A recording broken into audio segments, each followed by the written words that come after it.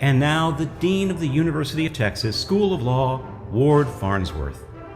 Our convocation speaker today is the Honorable Robert Pitman, United States District Judge for the Western District of Texas. Judge Pitman is a sixth-generation Texan and a native of Fort Worth. He received his J.D. from this law school in 1988. He also has a master's degree in international human rights law from the University of Oxford. The judge practiced as an associate at Fulbright and Jaworski before joining the United States Attorney's Office. There he served in several capacities and also served as a federal magistrate before being named United States Attorney for the Western District of Texas in 2011. He became a federal judge in 2014. I'm deeply pleased that you're going to hear from Robert Pitman today. He enjoys an impeccable reputation for integrity, for fairness, and for kindness. He's a beloved member of our teaching faculty, and he epitomizes many of the very best qualities of our alumni.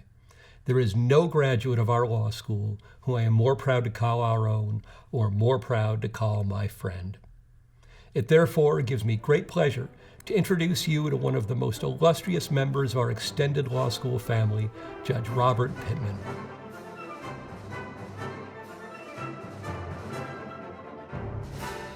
Thank you, Dean Farnsworth, for the kind introduction. And to the law school class of 2020, let me say that I'm proud and honored to have been asked to say a few words today. It goes without saying that this is a less than ideal way of honoring you. I'd love more than anything to be doing this in person with you among family and friends. I was drawn to our profession because of its focus on people, and it pains me that we are for a time being kept from the personal interactions that make our work so rewarding. Not only is this manner of addressing you unusual, but so are the times themselves. I have no unique insight into the future or wisdom about how we should prepare for it. But as a graduate of this law school and someone who has had the great good fortune of teaching many of you who graduate today, I can find ample reason to be optimistic. I'm optimistic because I've had the chance to get to know your character and capability. And I'm optimistic because I know that the profession that many of you are about to enter will provide you the opportunity to take a frontline role in shaping the kind of future that we all want. The inscription above the entrance to the main building on campus is, as you may know, "Ye shall know the truth, and the truth shall make you free." What you may not know is that it was originally meant to be, "The records of the past shall give light and courage to them that come after." Apparently there were too many letters in that phrase to make it onto the space above the door. But whatever the reason, and no disrespect to the worthy winning motto, I love the sentiment of the original candidate. I'm neither a historian nor, for that matter, a scientist, so my insights into our current circumstances are limited. But I do know that few, if any, generations of human society have been spared significant, if not devastating, challenges and crises. The history of our own country reveals lesson after lesson of how painful, traumatic, seemingly devastating moments are inevitably transforming and often lead us ultimately to a better place. And I hope that, as the would-be motto advises, you can take courage from those who have gone through such times before. Like those before us, while living through such times, we don't yet know the true nature and extent of the challenges ahead. But it's apparent from the fact that we're memorializing this event the way we are, that there are significant changes in store, and some may be permanent. Let me, if I can, suggest that this isn't necessarily a bad thing. In 2014, London experienced the most recent in its history of transit strikes, and the London Tube, which carries as many as 5 million riders a day, was largely shut down. This wasn't the first time that millions of commuters had to find another way to get to their destinations, but it was the first time that economists from Oxford and Cambridge took a chance to look at the data, comparing the behavior of the riders before the strike to what they did when the strike was over. The strike forced commuters to seek another way to get where they were going, to do things a different way. And the researchers discovered something surprising, that once the strike was over, a significant number of riders never went back to their old patterns of travel. The inference was, of course, that the strike had caused them to find other, better ways of getting to their destinations, that an unplanned, unwelcome interruption in their daily routine reveal that there was a better way, a more efficient way. I'm not saying for a moment that what we face now is a mere inconvenience. There are countless tragic human casualties of this pandemic, and economic consequences yet to be known.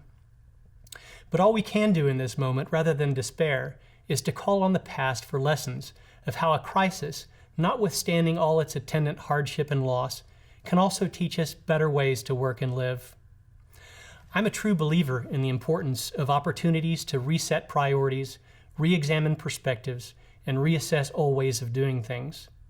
In my own life, some of the most important moments of personal and professional growth have been prompted by unexpected, uncomfortable, and unwanted interruptions. Let me suggest the possibility that this moment in time will be just that. While there will no doubt be discomforting aspects to this journey, be open to the possibility that whatever the new normal is may be in some respects preferable to the old. As we enter this future, in reality no more unknown than at any other time, I know that you, as many of you are entering the practice of law, will have a significant opportunity to be agents of change in whatever the new reality will be. I believe that the legal profession, no less than medicine, counseling, social work, and others, should be regarded as a helping profession. What we do for the people who are affected by our work. By virtue of your training and credentials, you're uniquely positioned, especially in times of crisis, to have a positive impact. You will have access to the institutions that safeguard civil liberties, public safety, and confidence in public and private transactions.